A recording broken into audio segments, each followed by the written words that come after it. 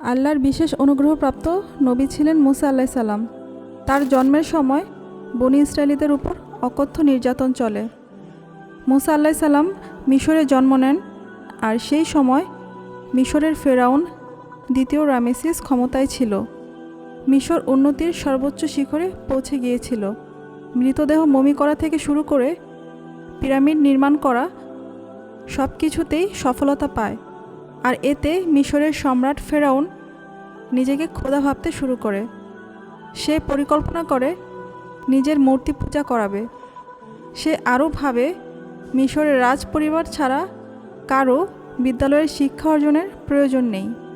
তাই সে সব বিদ্যালয় বন্ধ করে দেয়, যাতে লোকজন জ্ঞান অর্জন করতে না পারে। আর ফেরাউন যা বলে তাই যেন মেনে নেয়। যেহেতু তাদের জ্ঞান নেই, তাই তারা ফেরাউনের কোনো কাজকে চ্যালেঞ্জ করতে পারে না। এভাবে সবাই তার গোলামে পরিণত হয়। ফেরাউন বিশেষ করে বনী ইসরায়েলীদের শ্রমিক হিসেবে খুব খাটাতো, কষ্ট দিত। একদিন জ্যোতিষী গণনা করে জানতে পারল বনী ইসরায়েল বংশে এমন এক পুত্র সন্তান জন্ম নিবে যে কিনা ফেরাউনের পতনের কারণ হবে। তাই ফেরাউন আদেশ দিল বনী ইসরায়েল বংশে পুত্র সন্তান জন্মালে সাথে সাথে হত্যা করার। এভাবে অনেক বছর চলার পর ফেরাউনের লোকেরা জানায় এভাবে শিশুপুত্র হত্যা করলে তাদের শ্রমিকের কাজ করার লোকের অভাব হবে। তখন ফেরাউন আদেশ দেয় 1 বছর বাদ দিয়ে শিশুপুত্র হত্যা করতে। যে বছর শিশুপুত্র হত্যা করা হয়নি সে বছর মুসা আলাইহিস সালামের ভাই হারুনের জন্ম হয়। কিন্তু মুসা আলাইহিস সালামের জন্মের বছর হত্যার আদেশ ছিল। তাই মুসা আলাইহিস সালামের মাতা পিতা জন্মের পর গোপনে তার লালন পালন করতে থাকে।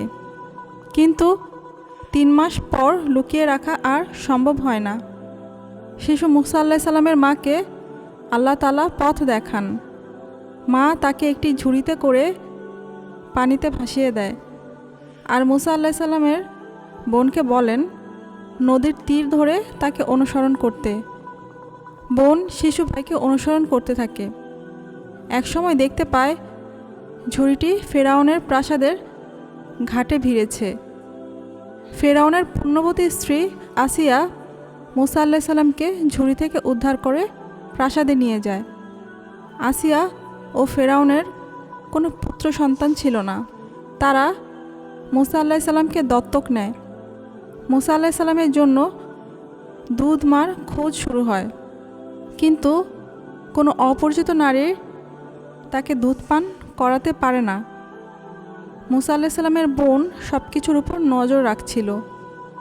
তিনি গিয়ে আসিয়াকে বলেন, আমি এমন এক নারীকে চিনি যে কিনা বিশেষ পুণ্যবতী। আপনি তাকে পরীক্ষা করে দেখতে পারেন। সে মুসা আলাইহিস সালামের মাকে প্রাসাদে নিয়ে যায়। মুসা আলাইহিস সালাম নিজের মাকে কাছে পেয়ে তার দুধ পান করেন। এতে আসিয়া খুশি হয়ে তাকে সবসময় প্রাসাদে থাকতে বলেন। কিন্তু মুসা আলাইহিস সালামের মা বলেন তার সংসার ছেড়ে সবসময় প্রাসাদে থাকা সম্ভব নয়। আসিয়া মুসা আলাইহিস সালামের দুধ পানের বয়স শেষ হওয়া পর্যন্ত তার মায়ের ঘরে থাকার অনুমতি দেয়। এইভাবে মুসা আলাইহিস সালামকে আল্লাহ তাআলা ফেরাউনের স্ত্রী আসিয়ার স্নেহের উছিলায় জীবন রক্ষা করে দেয়। বড় হওয়ার পর মুসা আলাইহিস সালাম ফেরাউনের গৃহে আসিয়ার কাছে ফিরে আসে। বেশ কয়েক বছর পর তিনি বেশ শক্তিশালী যুবকে পরিণত হন। মা আসিয়া তাকে খুবই ভালোবাসতেন। কিন্তু তরুণ মুসা আলাইহিস সালাম মিশরে ফেরাউনের অত্যাচার দেখে দুঃখিত হন। তিনি বিশেষ করে বনী ইসরায়েলীদের উপর চলা অমানবিক অত্যাচার কিছুতেই মানতে পারছিলেন না। একদিন বনী ইসরায়েল ও মিশরীয় 2 ব্যক্তির মধ্যে মারামারি শুরু হয়। মুসা আলাইহিস সালাম মিশরীয় ব্যক্তিকে থামানোর জন্য ঘুষি মারেন, কিন্তু তাতে সেই ব্যক্তি মারা যায়। মুসা আলাইহিস সালাম ভয় পেয়ে যান আর আল্লাহর কাছে ক্ষমা প্রার্থনা করতে থাকেন। তিনি বনি ইসরায়েলি ব্যক্তিকে মিশর ছেড়ে অন্য কোথাও চলে যেতে বলেন। সে ব্যক্তি অন্য কোথাও না গিয়ে পরদিন আরেকজন মিশরীয়র সাথে মারামারি শুরু করেন। দ্বিতীয় দিনও মুসা আলাইহিস সালামের সাথে সেই সময় তাদের দেখা হয়। মুসা আলাইহিস সালাম তাকে বকাঝকা শুরু করেন আর বলেন, তুমি যাওনি কেন? তোমার তো বিপদ হবে। বনি ইসরায়েলি ব্যক্তিটি সবার কাছে বলে দেন, গতকাল যে লোকটি মারা গিয়েছে তার হত্যাকারী সে নয়, বরং মুসা আলাইহিস সালাম। সকলে ফেরাউনের দরবারে গিয়ে মুসা আলাইহিস সালামের নামে মামলা করেন। মুসা আলাইহিস সালাম ভাবেন যে তিনি তো ফেরাউনের পালক পুত্র, তাই ফেরাউন তাকে ক্ষমা না করে শাস্তি দিতেও পারেন। তাই তিনি সেই স্থান ত্যাগ করে দূরে ভ্রমণে চলে যান। অনেক দূর যাওয়ার পর একটি কুয়া দেখা যায়, যেখানে লোকজন তাদের ভেড়াকে পানি পান করায়। দুজন সুন্দরী নারী একটু দূরে দাঁড়িয়েছিল নিজেদের ভেড়াকে পানি পান করাবে বলে। মুসা আলাইহিস সালাম তাদের ভেড়াকে পানি পান করাতে সাহায্য করে। সেই দুই রমণী ছিল হযরত শোয়েব আলাইহিস সালামের কন্যা। তারা বাড়ি ফিরে বাবাকে সব খুলে বলে। শোয়েব আলাইহিস সালাম বড় মেয়েকে বলেন মুসা আলাইহিস সালামকে বাড়িতে ডেকে আনতে। মুসা আলাইহিস সালাম আসলে শোয়েব আলাইহিস সালাম তাকে ধন্যবাদ দেন আর তার বড় মেয়েকে বিয়ে করতে বলেন। বিয়ের মোহরানা বাবদ 8 বছর তার ভেড়া দেখাশোনার দায়িত্ব নিতে বলেন। আরও বলেন, চাইলে 10 বছরও তিনি এই দেখাশোনার কাজ করতে পারেন।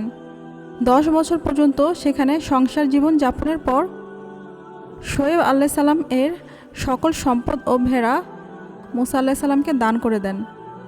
মুসা আলাইহিস সালাম কিছু সম্পদ ও তার স্ত্রীকে নিয়ে আবার মিশরে ফিরে যেতে ভ্রমণ শুরু করেন। তখন তার স্ত্রী অন্তঃসত্ত্বা ছিলেন। সিনাই পর্বতের কাছে আসলে তার স্ত্রী প্রসব ব্যথা ওঠে। তখন ছিল শীতকাল। মুসা আলাইহিস সালাম আগুনের খোঁজে বের হয়ে পর্বতের উপর আসেন। সেখানে তিনি অলৌকিক আগুনের দেখা পান। সেখানে তিনি আল্লাহর সাথে কথা বলেন আর বিভিন্ন মোজেজা পান। পরবর্তীতে মিশরে ফেরাউনের দরবারে গিয়ে তিনি আল্লাহর পথের দাওয়াত দেন, কিন্তু ফেরাউন তা প্রত্যাখ্যান করেন। মুসা আলাইহিস সালাম মিশরের সবার কাছে আল্লাহর দাওয়াত নিয়ে যান। তিনি তার মোজেজা দেখান। তার হাতের লাঠি সাপে বদলে যেত আর হাতের ভিতর থেকে উজ্জ্বল আলো বের হতো। এসব দেখে অনেকেই তার ধর্ম গ্রহণ করে, কিন্তু ফেরাউন বনি ইসরায়েলিদের উপর অত্যাচার বাড়িয়ে দেয়। মুসা আলাইহিস সালাম বনি ইসরায়েলিদের নিয়ে মিশর ছেড়ে চলে যাওয়ার উদ্দেশ্যে যাত্রা শুরু করেন। তারা লোহিত সাগরের সামনে এসে থেমে যান। সবাই ভাবতে থাকে কিভাবে এই সাগর পার হওয়া যায়। আর অন্যদিকে ফেরাউন তার চলে যাওয়ার খবর শুনে পিছু নেয়। আল্লাহর নির্দেশে মুসা আলাইহিস সালাম তার লাঠি দিয়ে সাগরের পানিতে আঘাত করেন, যাতে উপরে যাওয়ার পথ সৃষ্টি হয়। ফেরাউন তার পিছু নিলে তিনি উপরে পৌঁছে লাঠির আঘাতে পানি সমান করে দেন আর ফেরাউন পানিতে ডুবে যায়। তিনি তার অনুসারীদের নিয়ে তুর পাহাড়ের সামনে এসে পৌঁছান। তাদের নিচে রেখে তিনি পাহাড়ের গুহায় ধ্যানমগ্ন হন। আল্লাহ সেখানে মুসা আলাইহিস সালামের উপর তাওরাত নাজিল করেন। তাওরাত নিয়ে নিচে নেমে দেখেন বনি ইসরায়েলরা বাছুর পূজা ও বিভিন্ন অনাচারে মেতেছে। যদিও তিনি তার ভাই হারুনকে তাদের কাছে রেখে গিয়েছিলেন, কিন্তু তারা হারুনের কোনো কথা শুনেনি। আল্লাহর নির্দেশে তাদের উপর গজব নেমে আসে। মুসা আলাইহিস সালাম 120 বছর বেঁচে ছিলেন। তিনি কোনো দিন সুখ স্বাচ্ছন্দ্য পাননি। কষ্ট পেয়েও সারা জীবন আল্লাহর আদেশ পালন করে গেছেন।